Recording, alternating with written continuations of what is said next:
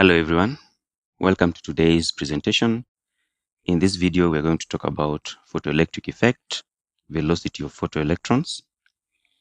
Sodium has a work function of 2.3 electron volts. Given that Planck's constant is 6.63 times 10 power negative 34 joules second, velocity of light in vacuum, C, is 3 times 10 power 8 meters per second. 1 electron volt is 1.6 times 10 power negative 19 joules, and the mass of an electron is 9.1 times 10 power negative 31 kilograms. Calculate Roman 1, its threshold frequency, Roman 2, the maximum velocity of the photoelectrons produced when sodium is illuminated by light of wavelength 5 times 10 power negative 7 meters. Roman 3, the stopping potential V with the light of this wavelength. Now let's begin with the first part. Now in order to determine the threshold frequency, we need to use the equation for work function. So work function is equal to Planck's constant times the threshold frequency, making the threshold frequency F naught the subject. We have F naught is equal to work function W naught over the Planck's constant. We are given the work function as 2.3 electron volts. So we'll have to convert that into joules. So 1 electron volt is 1.6 times 10 power negative 19 joules, and therefore 2.3 electron volts will be what? So when you cross multiply that, we'll end up multiplying the two. So we are going to have the work function as 2.3 times 1.6 times 10 power negative 19 joules. And then we divide that by the Planck's constant, and the Planck's constant is 6.63 times 10 power negative 34 joules second. Now working out this from my calculator, I'm able to get 5.551 times 10 power 14 Hertz. And that is the threshold frequency as required. Next, we are going to determine the maximum velocity of the photoelectrons given the wavelength as this. So applying Einstein's equation for photoelectric effect, we will have the energy of radiation given by work function plus kinetic energy for the photoelectrons. We can express the kinetic energy as follows. So let's rewrite this. Energy E is equal to work function W naught plus a half mv squared. Of course, this is mass of an electron. And because in the question we are required to determine the maximum velocity, we'll have this term here on the left hand side, so that we have a half mv squared is equal to E minus W naught. So let us find E and W naught. So E is the energy of the radiation, which is given as Planck's constant times the frequency of the radiation. But remember, in the equation, we are given the wavelength. So using the wave equation, V is equal to lambda F, where V is the velocity for the radiation, lambda is the wavelength, F is the frequency.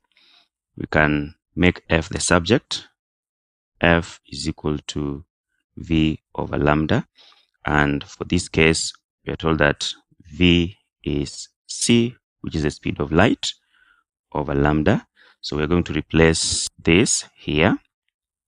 Instead of writing frequency, we can have energy is equal to Planck's constant times C over lambda, where C over lambda represents the frequency. Now doing our substitutions, we'll have Planck's constant as 6.63 times 10 power negative 34 times C. C is the speed of light. That is 3 times 10 power 8. Remember, all electromagnetic radiations have their speeds equivalent to that of light. And then we'll have to divide by the wavelength, which we are given as 5 times 10 power negative 7 meters.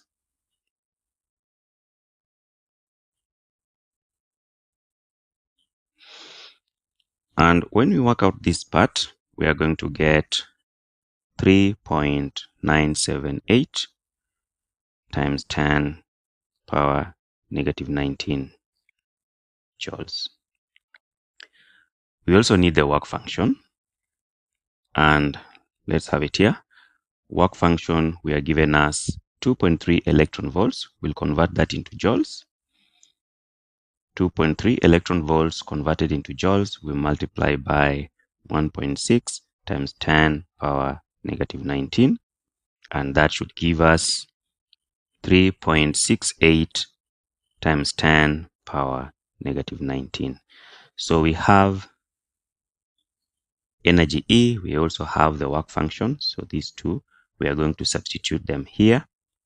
So we can rewrite the equation. A half mv squared is equal to E minus W naught, and E is 3.978 minus 3.68. So because both of them are times 10 power negative 19, so I've just factored it out. And then we also need to take note that we are given mass of an electron, and mass of an electron is 9.1 times 10 power negative 31 kilograms. So if we substitute it here, we are going to have a half times 9.1 times 10 power negative 31 kilograms times v squared is equal to, now this is 0.298 times 10 power negative 19, and in standard form that should be 2.98 times 10 power negative 20. Okay, so v squared is equal to, so for this part, when we multiply by a half, we are going to get 4.55 times 10 power negative 31. So dividing both sides by that, we'll have 2.98 times 10 power negative 20 all over 4.55 times 10 power negative 31. Remember, this is just this part. I've multiplied 9.1 by a half to get 4.55. And therefore, when we work out this, we get 6.549 times 10 power 10. And finding the square root in order to get the velocity, we will have 2.5591 times 10 power 5 meters per second. So this is the maximum velocity as had been desired in the equation. Now for Roman 3, we are required to determine the stopping potential V with the light of the wavelength already given 5 by 10 power negative 7. Considering Einstein's equation for photoelectric effect, that is energy of radiation is given by work function plus kinetic energy of the photoelectrons. This can also be expressed as E is equal to W naught plus EV, where E represents the electron charge and V potential difference. Remember,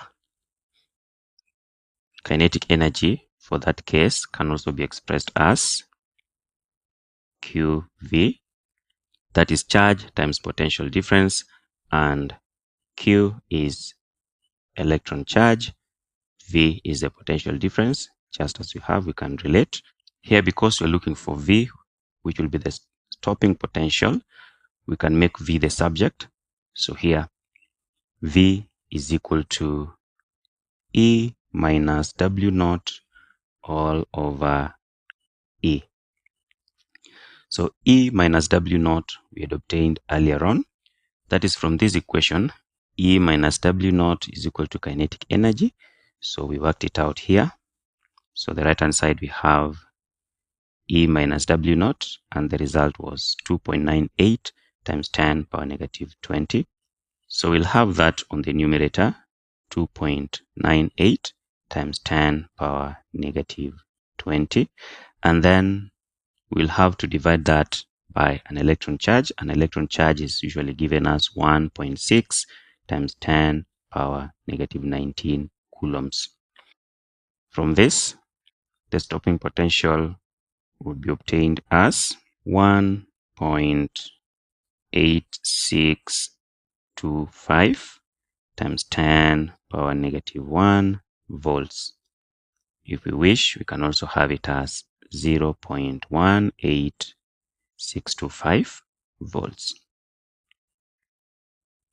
And that is the stopping potential as had been desired in the question. Now with this, we come to the end of the solution to this problem. Thank you for watching. See you in the next one.